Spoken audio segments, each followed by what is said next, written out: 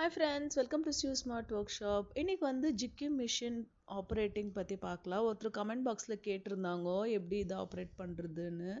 So இது வந்து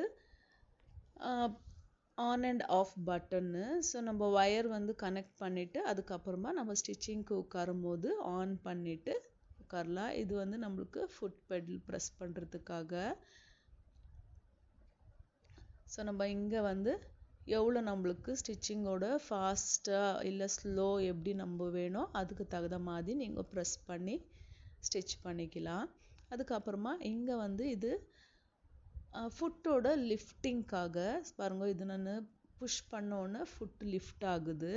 நம்ம ஸ்டிச்சிங் பண்ணும்போது கிளாத் டர்ன் பண்ணுறதுக்காக இல்லை ஏதாவது ரீசனுக்காக இந்த மாதிரி லிஃப்ட் பண்ணிக்கணும்னா நம்ம ஸ்டிச் பண்ணும்போதே காலில் புஷ் பண்ணிங்கன்னா நீங்கள் அது லிஃப்ட் ஆகிடும். இது வந்து ரஃபிங்காக. So stitching starting of the stitching and then ending of அப்போ வந்து ரஃப் பண்ணுவோம் இல்லைங்களா, அதனால. இது வந்து ஃபுட் லிஃப்டிங்காக இது கூட யூஸ் பண்ணிக்கலாம். ஆனால் என்னோடய மிஷினில் வந்து இது கொஞ்சம் டைட்டாக இருக்குது. ஸோ அதனால வந்து நம்ம காலில் லிஃப்ட் பண்ணுறதே வந்து ரொம்ப ஈஸியாக இருக்குது. இங்கே யூஸ்வலாக எல்லா மிஷினில் வர மாதிரி பாபின் கேஸ்க்கான பிளேஸ். ஸோ இதுதான் பாபின் கேஸு. இங்கே வந்து நம்ம ஃபுட்டு எது வேணாலும் சிங்கிள் ஃபுட்டு இருக்கோ இல்லை நம்ம எம்ப்ராய்டரி போடுறதுக்காக வேறு டிஃப்ரெண்ட்டு பீட் ஸ்டிச்சிங் பண்ணுறதுக்காக எது வேணாலும் ஃபுட் நம்ம சேஞ்ச் பண்ணிக்கலாம். ஸோ திக்கான கிளாத் இருந்ததுன்னா கூட ரொம்ப கம்ஃபர்டபுளாக இருக்குது ஸ்டிச்சிங் பண்ணுறதுக்கு. ஜீன்ஸ் கூட ரொம்ப ஈஸியாக ஸ்டிச் பண்ணுற மாதிரி இருக்குது ஜிக்கி மிஷினில். அண்டு ஃபாஸ்ட் மூவிங் கூட. இது வந்து ஸ்டிச்சிங் அட்ஜஸ்ட்மெண்ட்டு. ஸோ நம்மளுக்கு ஸ்டிச்சிங் நம்பர்ஸ் கொடுத்துருப்பாங்க அங்கே. எப்படி நீங்கள் ஸ்டிச்சிங்க்கான மெஷர்மெண்ட் எவ்வளோ வேணும், நம்மளுக்கு பெருசாக வேணுமா ஸ்டிச்சிங் பெருசாக எடுத்துக்கலாம். அது ரெகுலராக எல்லார் மிஷின்லேயும் இருக்கிற மாதிரி தான் இருக்குது. இது வந்து பாபினில் வந்து த்ரெட்டு சுற்றுறதுக்கு கொடுத்துருக்காங்க. இது ரொம்ப ஈஸியாக இருக்குது. ஸோ நம்ம த்ரெட்டு இந்த மாதிரி இங்கே கனெக்ட் பண்ணிவிட்டு மிஷின் நீங்கள் ஆன் பண்ணிங்கன்னா ஆட்டோமேட்டிக்காக த்ரெட்டு சுற்றிடும். பாருங்கள், இந்த மாதிரி சுற்றிட்டு நீங்கள் பெடல் ப்ரெஸ் பண்ணிங்கன்னா ஃபுட்டு இந்த மாதிரி த்ரெட்டு சுற்றிடும். ஸோ நம்ம நார்மலாக ஸ்டிச்சிங் பண்ணும்போதே உங்களுக்கு ஏதாவது த்ரெட்டு சுற்றணுன்னாலே அப்படி போட்டு விட்டுட்டிங்கன்னா பாபின்னு ஆட்டோமேட்டிக்காக சுற்றிடும்.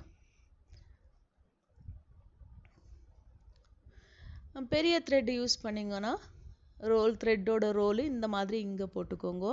சின்ன த்ரெட்டுன்னா இங்கே போட்டு நம்ம கனெக்ட் பண்ணிக்கலாம்.